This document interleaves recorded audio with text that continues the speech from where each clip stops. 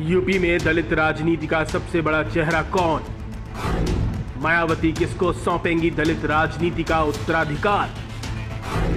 को भवन में भतीजा आनंद, चंद्रशेखर बोले मैं हूं तैयार।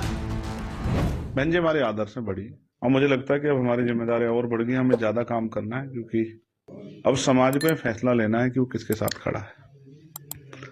जहां ऐसा लगता है कि घर में कुछ बहुत बड़ा विवाद है, कोई इस तरह का जो है कुछ मामला चल रहा है जिसमें बार बार आना जाना बनाना और ये सब चीज चल रही है, वहीं दूसरी तरफ हम लोग सरकार से वैचारिक रूप से भी और सरकार की नीतियों का भी बड़े पैमाने पर विरोध और अपने समाज का संरक्षण जो है बहुजन समाज का करने के लिए सड़कों पर है। नगीना से सांसद चंद्रशेखर ये क्या कह रहे हैं? क्या सच में मायावती ने आकाश आनंद को किनारे करके चंद्रशेखर को अपना उत्तराधिकारी मान लिया है? क्या सच में बीएसपी किनारे हो गई है और आजाद समाज पार्टी दलितों की राजनीति की कमान अपने हाथ में लेने वाली है? क्या ये सच है कि अब दलितों के संघर्ष के लिए कोई बीएसपी ज्वाइन नहीं करना चाहता? क्या ये सच है अब दलितों के साथ मुस्लिम वाला कनेक्शन चंद्रशेखर ने साध लिया है?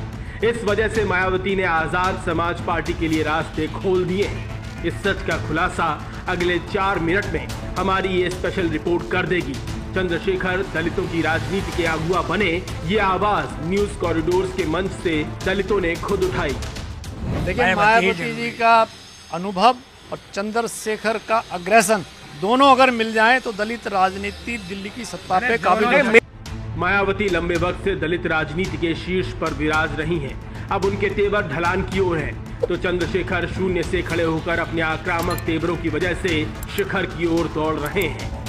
15 मार्च को काशीराम जयंती है और उस दिन मायावती एक बड़ा संदेश देना चाहती हैं।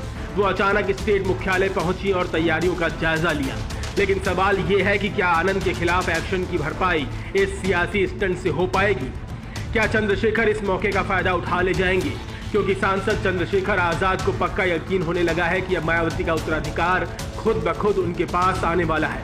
मायावती का वो कौन सा फैसला है जो चंद्रशेखर को उत्तराधिकार दे सकता है, समझाएंगे। लेकिन पहले समझते हैं बीएसपी का गिरता ग्राफ और चंद्रशेखर का बढ़ता सियासी कद।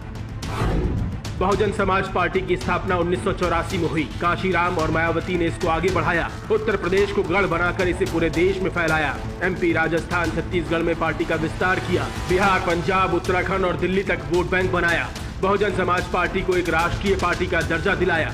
तो वहीं चंद्रशेखर ने 2015 में भीम आर्मी बनाई। महज 10 सालों में वो दलितों के बड़े नेता बनकर उभरे। भीम आर्मी से अपना एक जनाधार तैयार किया। 2024 के लोकसभा चुनाव में नगीना से सांसद चुने गए। दलित मुस्लिम समीकरण के बूते पार्टी का जनाधार मजबूत किया। 2024 लोकसभा चुनावों में बीएसपी खाता नहीं खोल सकी और चंद्रशेखर सांसद बने। मायावती ने बीएसपी को आगे बढ़ाने के लिए बहुत दांव पेच चले। कभी गेस्ट हाउस कांड भुलाकर अखिलेश से हाथ मिलाया, तो कभी वोट ट्रांसफर न होने की दलील देकर गठबंधन तोड़ दिया। कभी बीजेपी के साथ मुकाबले में नरम तेवर अख्तियार कर लिए, तो कई बार दलित मुद्दों पर भी संघर्ष से बचने का विकल्प ढूंढा। और ये सब कुछ चंद्रशेखर के लिए वरदान बनता गया। 2 विकल्प आपके सामने हो तो किसके साथ जाएंगे आप? चंद्रशेखर के साथ। चंद्रशेखर के साथ। चंद्रशेखर युवा है। चंद्रशेखर हर उस दलित की दरवाजे तक जाता है जहाँ पे अत्याचार होता है। जो चीज है वो उसको बोलेंगे। मायावती ने आकाश आनंद को उत्तराधिकारी बनाया, फिर ससुर और बीवी की वजह से उनसे उत्तराधिकार छीना, तो दलित समुदाय में कंफ्यूजन आ गया। सवाल उठने लगा कि मायावती के बाद कौन? ये सवाल क्यों जायज जान पड़ता है, वो समझ लीजिए।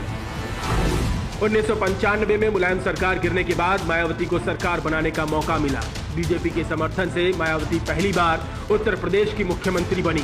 सीएम की कुर्सी तक पहुंचने वाली मायावती देश की पहली दलित महिला थी। पूर्व पीएम पीवी नरसिम्हा राव ने इसे लोकतंत्र का चमत्कार कहा था। 1997, 2002 और 2007 में भी मायावती ने सीएम के तौर पर यूपी की कमान संभाली।